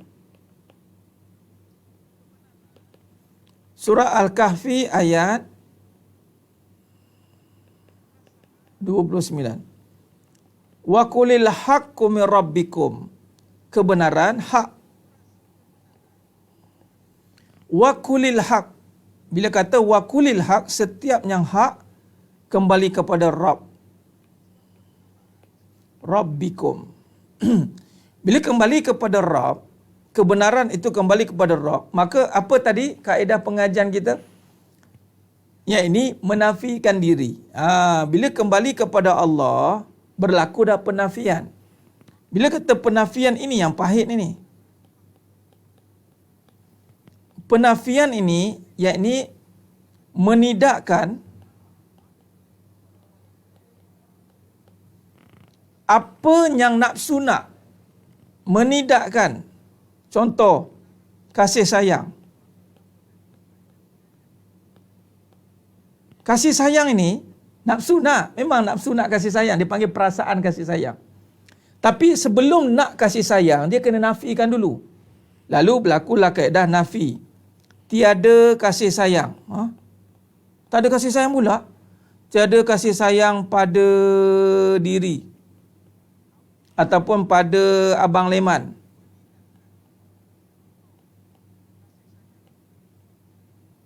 Abang Leman muncul balik dalam perbincangan kita.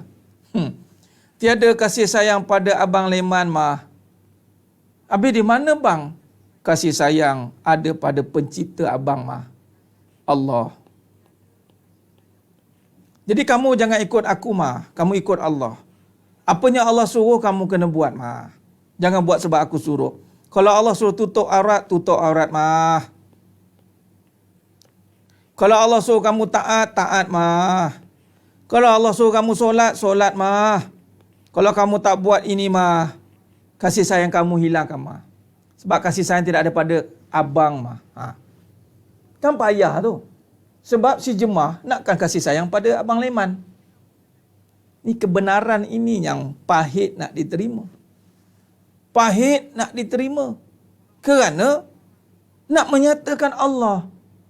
Bila nak menyatakan Allah, ini kerja siddiq dan amanah dan fatonah. Tiga sekali kan? Siddiq yang mana? Siddiq membenarkan. Amanah membawa dengan akal yang waras. Berfikir tentang kebesaran Allah. Fatonah bijak dalam meletakkan kembali. Yang ini masanya. Apabila semua itu pada Allah, dia kembalikan semua pada Allah. Nampak? Allahumma salli ala Muhammad wa ala ali Muhammad. Itu kebenaran. Cuma, bila kata kita dah menafikan, maka kebenaran akan terzahir. Maka daripada situlah datangnya kehambaan. Kehambaan inilah yang datangnya pertolongan. Sebab yang ditolong hanyalah yang mengaku hamba Allah. Selain daripada hamba, Allah takkan tolong. Sebab apa? Sebab kalau kita rujuk dalam suratul Fatihah, Iyyaka Ini saya dah ulang dah ni kan, tak apalah. Iyyaka na'budu wa iyyaka nasta'in. Nampak tidak? Bila dah mencapai tahap na'budu, barulah datangnya nasta'in. Nampak? Bila kita hari ini dah menafikan sayang tidak ada pada kita, barulah pertolongan kasih sayang sampai.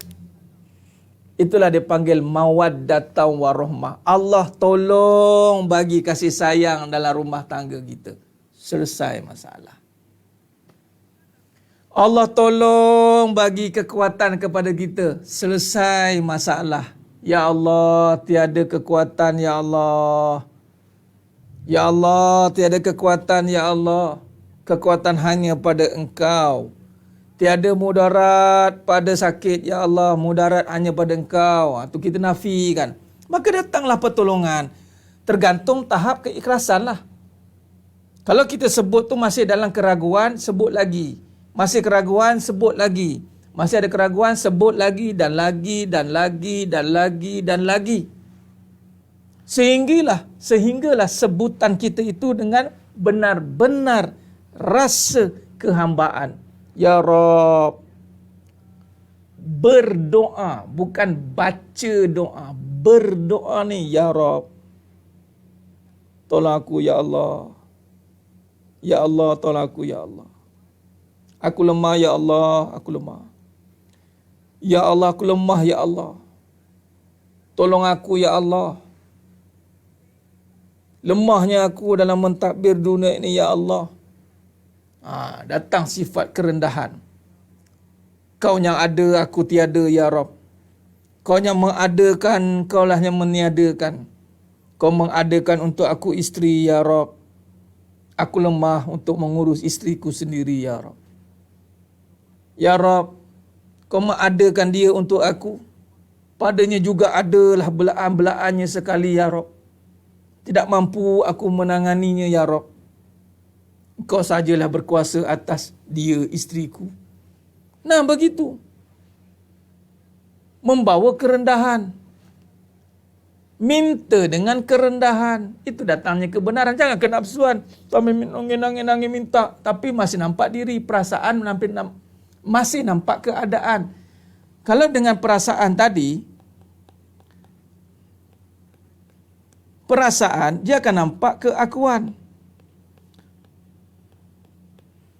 Dia akan menampakkan keadaan dia terancam. Dia nampak keadaan dia, aku dah berusaha ya Rabb. Dia sebut juga, aku dah buat yang terbaik, tapi aku dilayan begini. Ya Rabb, dia menangis juga. Aku dihina, aku dianiaya. Dia akan nampakkan, dalam dia meminta, dia tak nampak Allah, dia akan nampak keadaan dia. Dan dia akan nampak kedudukan ataupun kebendaan dia. Ataupun kebendaan ni lebih kepada kedudukan lah. Harta dia susah senang ke, keadaan dia dihina ke. Dia doa dia akan fokus pada dua ni. Hati-hati. Ni malam ni, perhati baik-baik ilmu ni. Ini pada fasa fatonah ni sebenarnya. Dan dia nak masuk ke fasa khidmat dan taat ni. Cuba perhati ni. Allahumma salli ala Muhammad wa ala ali Muhammad. Khair, cuba tengok. Bila kita doa, perasaan masih menguasai. Yang ni perasaan apa? Sedih. Ni, yang slow-slow tadi tu. Sedih lah. Tak apalah, biarlah slow-slow lah, lama hilang lah sedih tu. Dalam sedih-sedih tu, dia nampak aku tu.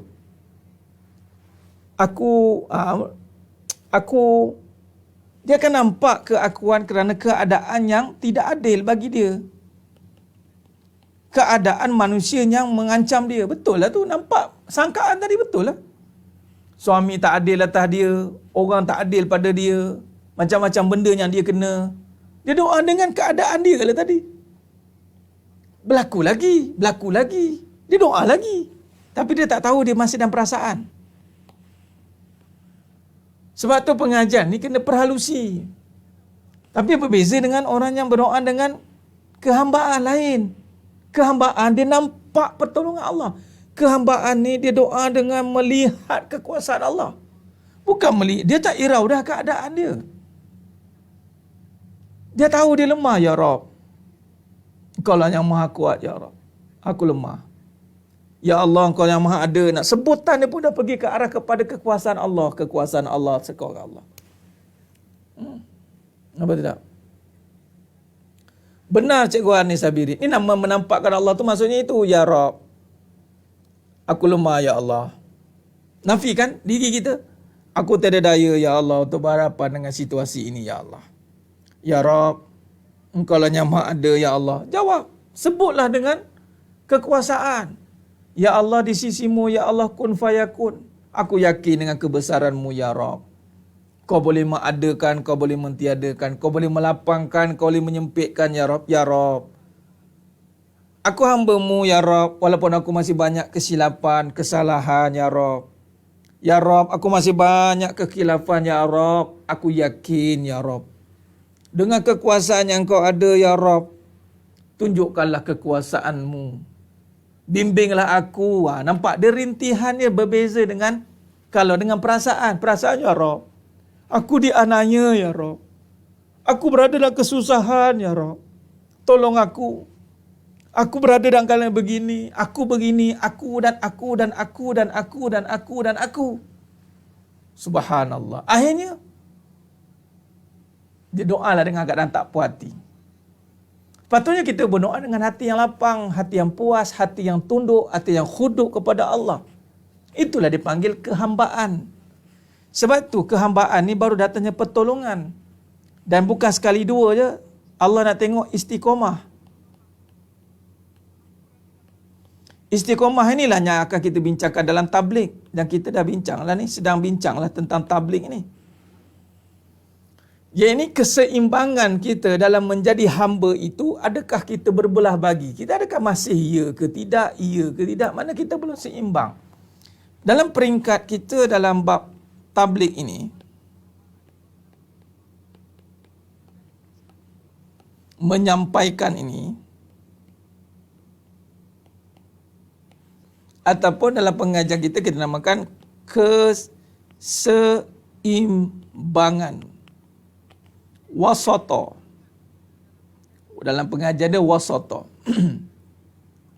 Adakah kita mampu menyampaikan sifat kehambaan itu?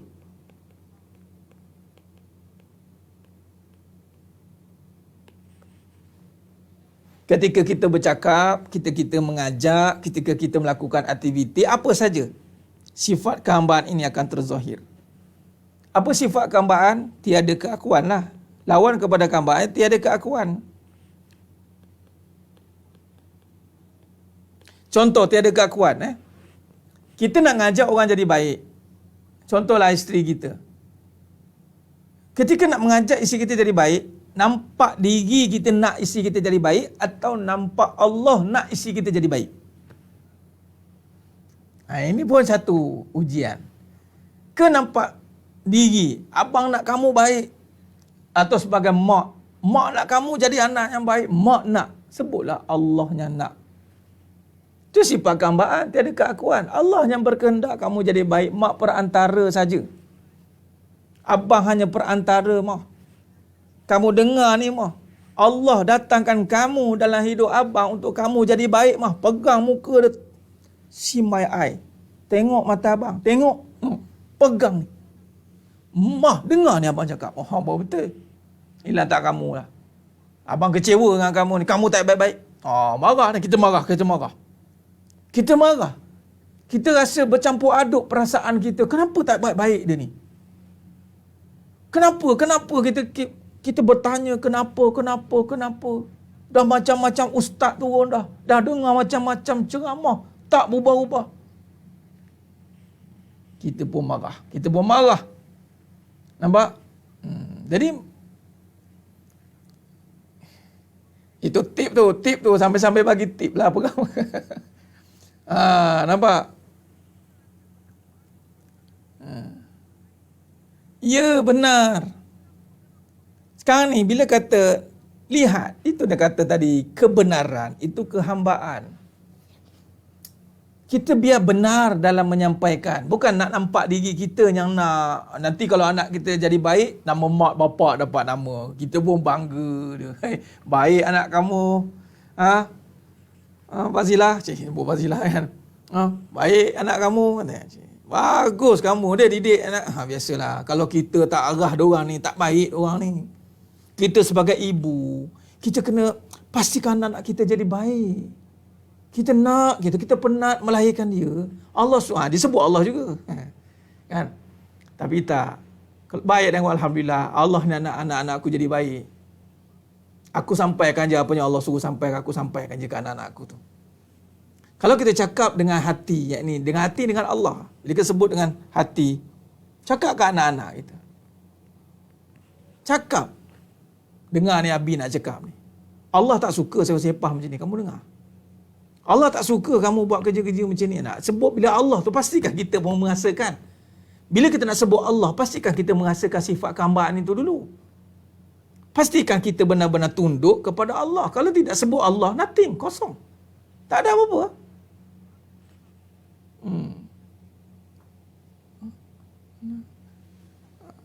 Puan, ya, amin. Kalau Puan Fazilah, betul lah tu. Amin, amin. Nampak? Berapa ramai isteri minta nak suami jadi baik. Sebab apa? Nak senangkan dia lah. Bila suami jadi baik, senang dia. Saya nak suami saya jadi baik, Ustaz. Saya nak sangat suami saya jadi baik. Kenapa suami saya tak berubah? Saya. Allah yang nak suami jadi baik. Ya Allah, bang. Abang baik sebenarnya untuk abang juga. Allah nak abang jadi baik, bang. Kalau abang baik, tak baik pun tak apa. Maredo. Cuma cakap gitu. Ini. Nak suami. Sampai bila nak? Sampai bila kehendak kita tu nak dipenuhi? Biarlah kehendak Allah Ta'ala. Ini kita tabligh. Allahumma salli ala Muhammad wa ala ali Muhammad. Khair. Jadi kalau kita lihat kembali, kebanyakannya akan meng-highlightkan perasaan. Ini adalah ketegasan. Saya dalam bab perasaan sangat. Kita tidak boleh sebab perasaan ni akan menutup sifat kehambaan tadi. Dia di antara dua. Dia antara siang dan malam ni, tabir ni tengah-tengah dia, halus je. Dia boleh berubah macam tu je. Perasaan kebenaran. Ataupun rasa perasaan. Rasa itu kembali kepada empunya yang utama, rasa. Perasaan dia boleh berubah-ubah pada kebendaan dan keadaan. Nampak? Jadi sekarang ni, bila kita pergi kepada tahapan perbincangan tabligh, kita kena menyampaikan dalam konteks kita dah meresap ataupun memahamkan tugas-tugas. Kan sini ada hak-hak ni kan. Ini kan ada hak-hak Allah ni. Hak Allah, hak hamba ni kan. Pada fasa amanah. Fasa sidik ni jiwa. Ini akal. Ini masa. Ini ada kata kunci lah ni. Semua ini nak membawa kita supaya kita menjadi hamba. Kejiwaan, akal kita, fikiran kita, masa kita, semata-mata tidak lain untuk illa liya'budun, hamba. Hamba illa liya'budun. Jadi sebenarnya mata Allah SWT, ini namanya berdoa dengan hatinya ikhlas. Soal dapat tidak itu bukan urusan kita. Soalnya mintalah dengan hati yang benar-benar merasai kekuasaan Allah. Soal dapat tak dapat bukan urusan kita. Urusan kita meminta, udu'uni astajib lakum. Allah suruh minta. Tapi janganlah minta dengan keadaan kita tergesa-gesa, ajilah. Perasaan kita ni akan tergesa-gesa, nak cepat. Ataupun tak bila entah nak jadi macam ni. Dia mula. Kalau tak nak cepat pun dia mula meragui. Tak berubah. Tahulah Ustaz, saya dah buat macam-macam dah. Takkan saya je nak kena berubah. Takkan saya je nak kena jadi baik. Dia tu bila nak jadi baik? Nampak? Kalau macam tu lah masih persoalan, masih macam tu. Gamaknya jauh lagi lah perjalanan tu. Dia masih nak suruh orang jadi baik. Masih nampak perasaan lah tu, perasaan. Bila perasaan jauh daripada kebenaran. Perasaan ni perbincangan yang menyebabkannya makin jauh. Tak boleh.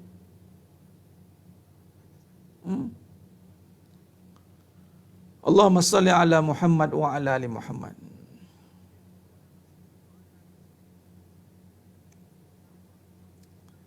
Minta tanpa mengharap. Puan Yati Subari, minta mesti kena mengharap Allah. minta kena mengharap. Syarat hamba dia memang mengharap pada Allah. Yang maksud di sini adalah menggesa, mendesak. Jangan minta dengan mendesak. Kan kita kan mendesak sebab dah terdesak. Kita kan kadang-kadang keadaan kita jumpa Allah kan bila dah terdesak. Kita kan cari Allah bila dah terdesak. Bila suami dah tak suka baru cari Allah. Ya Allah, tolong ya Allah. Suami aku nak kahwin lagi ya Allah. Baru cari. Itu pun terdesak. Janganlah bagi suami aku kahwin ya Allah. Minta lah tu supaya makbul. Mendesak sebab dah terdesak. Suami pula, ya Allah, isteri aku dah macam ni ya Allah. Isteri jadi meragam macam tu baru nak doa. Tapi terdesak. Bila terdesak, maka dia akan mendesak.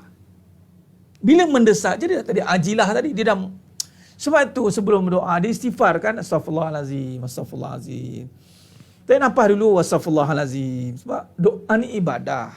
Dan tabligh ini juga ditekankan dengan doa. Doa. Dia kan dalam turutan dia adalah yakin. Lepas yakin apa? Tawakal.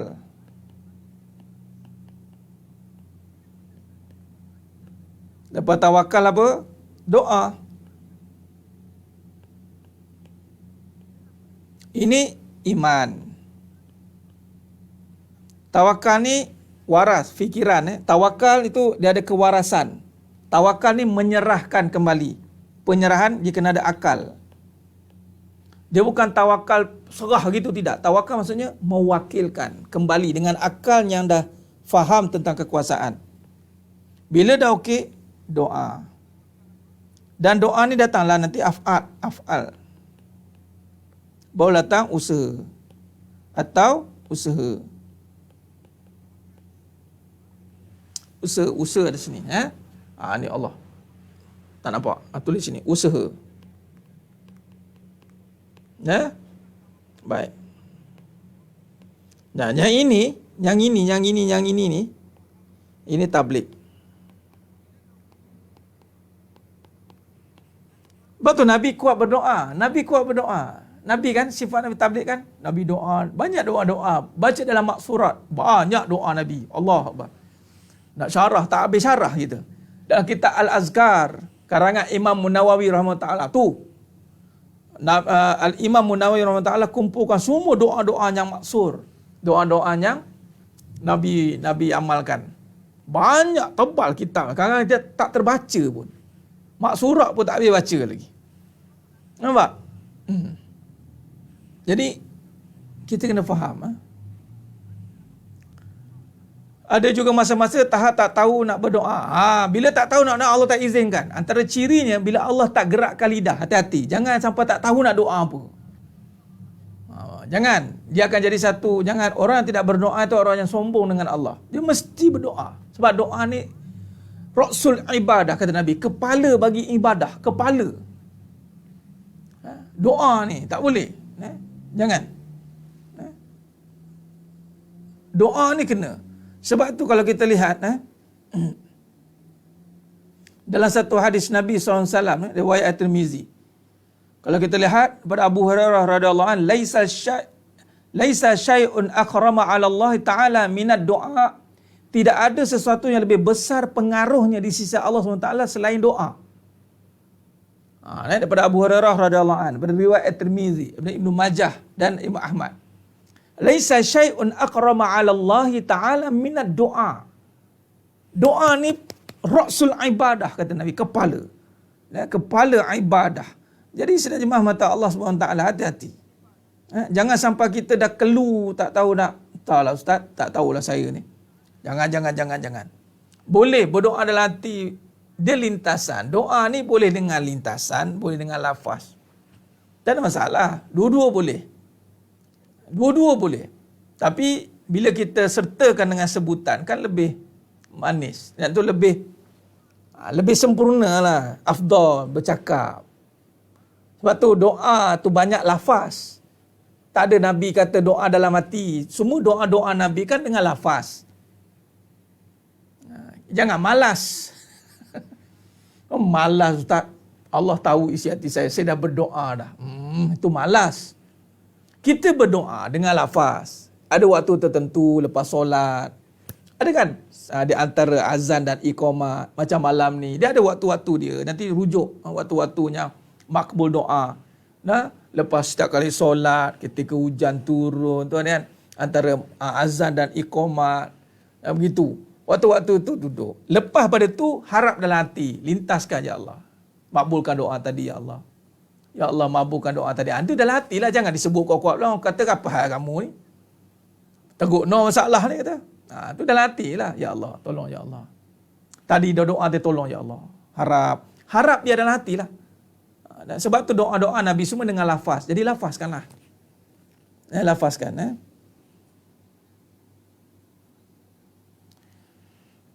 Ya, doa mohon kebaikan. Kebaikan tu lah datang dengan sifat Allah, Tuan Azrin. Doa dengan sifat Allah. Doa, bila kita minta kebaikan, setiap doa mesti ditutup dengan Rabbana atina fid dunya hasanah wa fil akhirati hasanah wa qina azabannar. Rabbana atina fid dunya hasanah. Rabbana atina.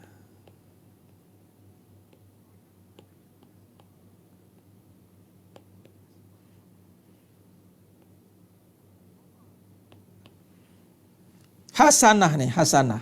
Ya Allah berikan kebaikan. Bila kata hasanah, kebaikan, bila maksud kebaikan di sini, apa yang kita harapkan daripada kebaikan ini? Kata Nabi SAW, kalau kita rujuk pada hadis dulu, yang ini Allah berikan may yuridillahu bi khairan, kebaikan hasanah, yufaqihu wa fidin, faqih. Allah bagi dia faham agama. Faham tentang agama. Dan kalau kita rujuk faham dengan agama, kalau kita rujuk pada doa ni, dia faham kembali tentang al-husna. Yang dia faham tentang Allah. Itu kebaikan yang paling besar adalah orang itu mengenal Allah. Subhanallah. Mengenal Allah ni satu kebaikan yang paling besar. Tak ada lagi yang lebih besar daripada mengenal Allah. Kerana bila dia mengenal, maka dia akan mampu menguruskan apa yang dia perlukan. Allahumma salli ala Muhammad wa ala Muhammad. Ya Allah, kurniakanlah ma'rifatmu ya Allah dan basirahmu ya Allah. Pimpin aku dengan cahayamu ya Allah. Amin. Itu kebaikan yang paling besar, kenal Allah. Kenal apa itu rezeki. Kenal apa itu kaya. Kenal apa itu sayang. Bila kita kenal dan kenal, maka mampulah kita berbuat. Kan sebelum ni kita minta rezeki tapi kita tak kenal, kita minta duit. Kita minta kaya, kita minta harta. Kita minta sayang, kita minta suami atau isteri je.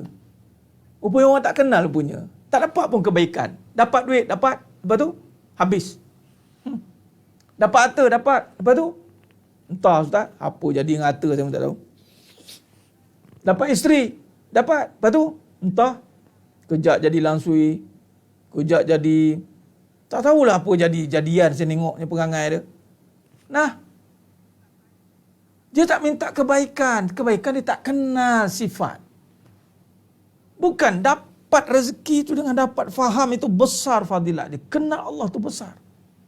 Allahumma salli ala Muhammad wa ala ali Muhammad. Bila dah kenal, mudah segala-galanya. Nah, itulah maksud kepada kebaikan yang besar itu.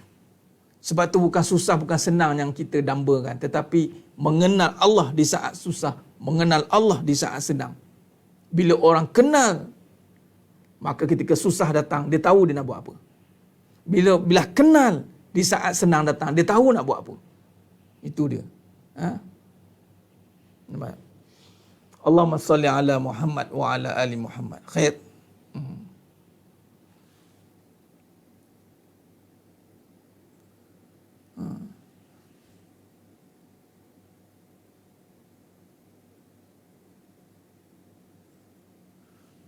Tuan Muhammad Jeffrey bin Abdullah, kata-kata tak gerti tak apa, tak ada masalah. Sebab Allah yang memahami segala-galanya. Allah yang memahami segala-galanya. Allah yang memahami segala-galanya. Ikut kefahaman kita. Boleh, tak ada masalah. Ya Allah, Apa-apa bahasa, tapi pastikan itu melibatkan kekuasaan. Mesti madhab kiblat ke Ustaz? Tidak semestinya. Tidak semestinya. Dia bukan syarat. Bukan rukun. Bukan syarat sah. Tidak semestinya. Baik. Jadi ikutlah bahasa yang kita senang faham. Tak ada masalah. Tak gerti nak nyusun ayat, udah macam nyusun karangan, tak gerti. Udah. Sebut dia bahasa yang mana. Tapi kata kuncinya, jangan nampakkan diri kita. Nampakkan semuanya kekuasaan Allah. Ya Allah. Kalau sekiranya contoh-contohnya contoh. Apa masalah tadi? Semualah masalah macam-macam lah ni. Sampai tak tersebut masalah. Ya Rabb. Tak tahu nak cakap dah, Ya Allah. Tak tahu dah nak cakap, Ya Allah. Nak cakap pun tak gerti, Ya Allah. Ya Allah, aku tahu kau maha mengetahui. Kan dia keluar nama Allah tu. Tak tahu nak cakap, Ya Allah. Tak tercakap dah, Ya Allah. Aku bukan pemidato yang hebat, Ya Allah. Aku bahasa Melayu pun tak lulus, Ya Allah. Karangan gagal. Sampai mandai lah kan. Cobalah, Ya Allah, kau maha mengetahui, Ya Allah. Kau maha mengetahui. Itu dia. Allahumma salli ala Muhammad wa ala ali Muhammad. Ya benar Ustaz Ahmad. Alhamdulillah. Ilmu yang kita dah dapat, kita amalkan. Allah akan tambah lagi ilmu. InsyaAllah. Ya, dalam sujud, dalam sujud. Tapi ingat, sujud bila kata sujud dalam solat, jangan sebut batal. Bahasa Melayu, tak boleh sebut bahasa Melayu. Kalau bahasa Arab boleh lah. Dah. Lintaskan dalam hati. Itu ya boleh doa. Itu waktu itu doalah dalam hati. Lintasan dalam hati. Baik. Memang Tuan Afaq Yasman dan semua yang menonton, dia peringkat doa yang paling sebenarnya kalau ikut turutan dari segi afdal itu daripada pertama daripada doa-doa pada ayat Quran, daripada kalamullah sendiri. Contoh surah Al-Baqarah ayat 201, Rabbana atina fid dunya hasanah wa fil akhirati hasanah wa qina azabannar, daripada ayat Quran. Kemudian yang kedua daripada hadis. Doa-doa daripada hadis. Daripada hadis-hadis yang maksur. Contoh dalam maksurat. Boleh. Contoh. Allahumma inna nas'aluka. Allahumma inni as'alukal afwa wal afiyah. Fid dunya wal akhirah. Itu ada doa dia. Allahumma inna ala zikrika wa syukrika wa husni ibadati. Ya Allah, bantulah aku untuk ingat kau, Ya Allah. Kemudian translate dalam bahasa Melayu. Kalau kita tak apa bahasa Arab, ambil makna hadis matan jika ataupun ambil mafhum hadis tu, tukar maksudnya ambil, Ya Allah, bantu aku ingat Engkau, Ya Allah, Ya Allah. Allahumma a'inni ala zikrika wa syukrika. Bantu aku syukur pada Engkau, Ya Allah. Bantu aku perbaiki amalan aku, Ya Allah. Tu. Allahumma tu. Yang ketiga, itu daripada kalam-kalam ulama. Ulama, doa-doa maksur daripada ulama. Dan yang keempat, itulah yang kita faham. Doa atas kefahaman. Itu susunan dia. Allahumma salli ala Muhammad. Tak terluah air mata berderai. Ingat, tangisan pastikan pada perkara yang benar.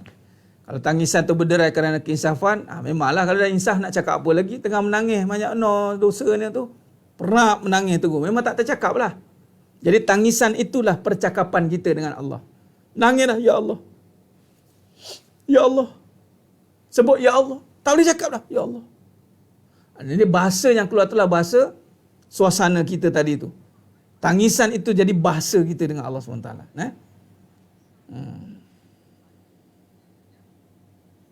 Ustaz, selalu orang yang berada, ya Puan Sheila, disenangi, tidak disenangi, tanda Allah tak ridha. Tidak disenangi oleh orang sekeliling. Betul ke situasi ini? Adakah ini tanda Allah tak ridha walaupun dalam hati fikir ujian dan bersangka baik dan merasa baik? Puan Sheila Hussein, ini saya pernah jawab satu soalan ni. Bagaimana orang tak terima kita? Puan, jangan fikirkan keadaan orang terima atau tidak. Pastikan perbuatan kita diterima oleh Allah atau tidak. Itu saja. Take note. Perbuatan kita ini diterima oleh Allah atau tidak? Aku duduk dengan orang ni, adakah perbuatannya Allah marah? Contoh kita zalim pada orang ke, mulut kita ni memang tak berlesen ke, kan? Mulut je ni tak ambil lesen terbang, kata main kata je. Benda-benda yang Allah tak suka jangan buat. Jangan buat benda yang orang. Kadang-kadang kalau kita ikut orang, kita tak tahu. Kan? Aku tak suka lah kau sebut pasal Allah. Okey. Aku minta maaf. Memang aku lepas ni tak sebut dah pasal Allah. Memang nak kena Nak kenalah tu. Allah kata sebutlah perkara yang disuruh oleh Allah tu kan. Jadi jangan kita letakkan kerisauan orang terima kita atau tidak. Tapi risaulah Allah terima tidak perbuatan kita. Jadi bila kita lihat perbuatan kita pada orang, maka baru kita boleh betulkan. Ini perbuatan ni menzalimi ni Allah tak suka, jangan buat. Bila kita tak buat benda yang Allah tak suka, maka automatik orang akan suka insya-Allah. Cuma ujian kebenaran itu macam tadi akan berlaku juga pertentangan. Tapi tak apalah, dah kita tak buat benda yang Allah tak suka, kita menyampaikan kebenaran, kita buat kebaikan, orang tak suka, dah lah. Orang dah tak suka, biarlah dia tak suka. Kita buat apa yang Allah suka. Janganlah kita buat suka-suka. Biarkan dia tak suka. Aku geram betul lah kau ni. Kau kenapa kau jadi okey? Sayang dia. Cuba cemburu sikit. Aku tak boleh dah tengok kau ni. Ada orang marah kan. Orang lain semua tak suka poligami. Kau je suka poligami. Kau ni ajaran sesat ni. Tak betul ni. Biarlah orang macam tu. Biarkan Baik. Dalam kita berdoa, kita minta kepada Allah dan berdoa seperti sembah mesti berbuat dan dikira beradab. Ustaz, pencerahan. Adab dengan Allah, adab berdoa, adab ini kata Nabi SAW mafhum hadis. Dia begini, yang tidak jadi adab tu adalah mendesak Allah. Mendesak, kita nak memaksa keadaan itu berubah, itu tak ada adab. Tapi kalau kita berbuat, kita berbicara, kita panggil munajat. Bahasanya munajat lah ya. Puan Zailina, munajat lah ya Allah. Memang boleh, tak ada masalah. Dah macam berborak kan, betul lah. Ya Allah aku susah ya Allah. Tapi janganlah buat macam borak betul. Semalam pergi kedai, orang tak beli, payah nak jual. Payahlah kita. Itu dah main perasaan. Kalau dah main perasaan, dia dah melirit-lirit pula. Melirit-lirit. Ingat perasaan ni dia banyak pergi pada keadaan dan kebendaan. Pergi mengadu. Si jemaah tu ya Allah tahu ya Allah apa dia buat. Dia kata macam-macam kat aku. Habislah aku. Ada ke siapa hati dia cakap macam tu? Itu dah pelik lah pula. Tak adalah macam tu. Jangan sampai melirik-lirik, melarat-larat. Jangan. Kita biar tepat, jelas. Kalau syahdu, biar syahdu, teruskan jalan. Bismillah macam tu ya. Allahumma salli ala Muhammad wa ala ali Muhammad.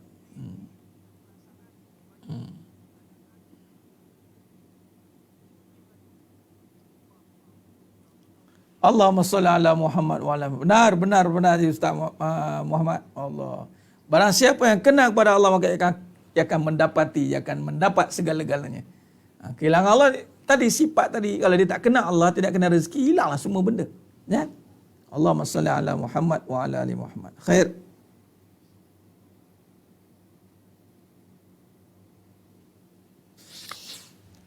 Nangis tidak membatalkan solat kalau tidak melibatkan pergerakan yang banyak.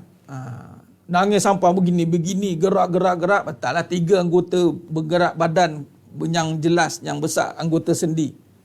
Kalau menangis saja tak. Datang, dia kata asyik itu, datang zaub. Selagi tidak melalaikan sampai hilang fokus, nangis lupa rakaat. Tak boleh juga. Jangan berlebihan. Ingat kata kunci, tidak ghulu, tidak berlebihan. Nangis, kemudian kawal balik, teruskan solat. Tak ada masalah, boleh.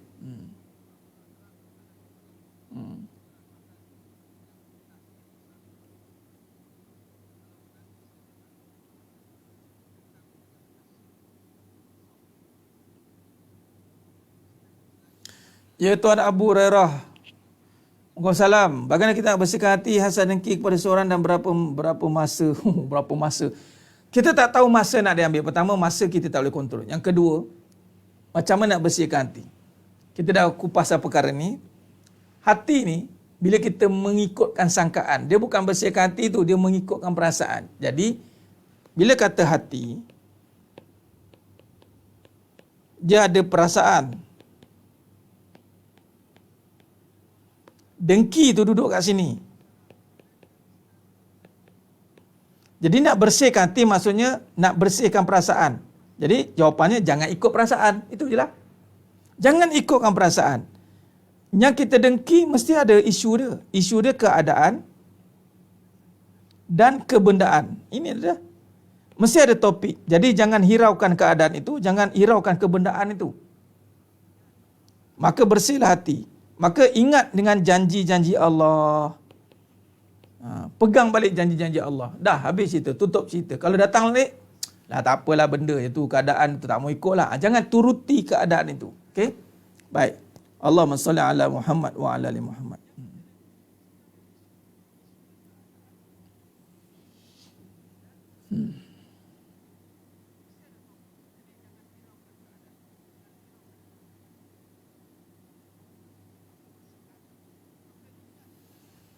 Baik, jadi Allahumma salli ala Muhammad wa ala ali Muhammad. Saya kira cukup setakat itu perbincangan kita pada malam ni dalam bab mukadimah juga kepada perbincangan tabligh ini. Kita akan sambung lagi perbincangan kita ni pada besok insya-Allah. Dan saya kira mudah-mudahan apa yang kita bincangkan pada malam ni terbukalah sedikit sebanyak, merungkai sikit sebanyak persoalan-persoalan, kefahaman-kefahaman yang mungkin sebelum ni ada kekeliruan. Jadi kita luruskan kembali fikiran kita itu dengan meluruskan kembali keyakinan kita dan perbetulkan kembali perbuatan fatonah kita itu, maka seimbanglah dia dengan kita merasakan sifat kehambaan, dengan kita nak menyampaikan supaya kita sampai kepada sifat kehambaan itu. Dia perlukan proses perjalanan itu, insya-Allah. Khair. Jadi saya kira cukup setakat itu dulu perbincangan kita pada malam yang penuh barakah ni. Alhamdulillah. Dah habis sejam setengah lebih kita bersiaran. Mudah-mudahan apa yang kita luangkan masa ini Allah gantikan dengan kefahaman, insya-Allah. Insya-Allah Allah gantikan dengan kefahaman.